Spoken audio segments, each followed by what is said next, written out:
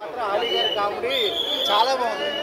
అసలు ఒక 1 అవర్ నవ్వుకోవచ్చు. మన ఆలీ గారి ట్రాక్ మొత్తం గుర్తువల్ల నవ్వుకోవచ్చు. చాలా బాగుంది.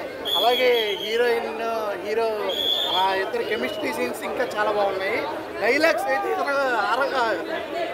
కొట్టేశాడు. మామూలుగా రాయలేదు అసలు.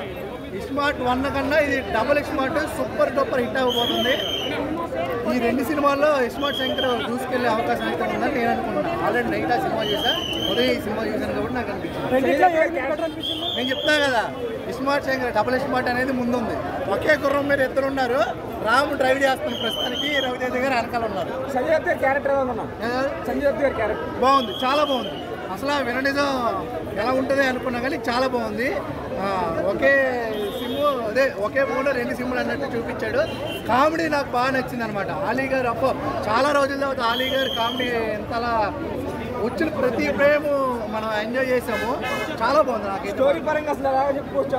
స్టోరీ చాలా బాగుంది. అమ్మ సెంటిమెంట్ మీద తీసాడు, చాలా బాగుంది. యాక్షన్ గురించి చెప్పాలి. సినిమా ఒక 5-6 ఫైట్స్ ఉన్నాయేమో. ప్రతి ఫైట్ చాలా బాగుంది, చాలా కొత్తగా ఉంది, చాలా బాగుంది. నాకైతే బాగా నచ్చింది.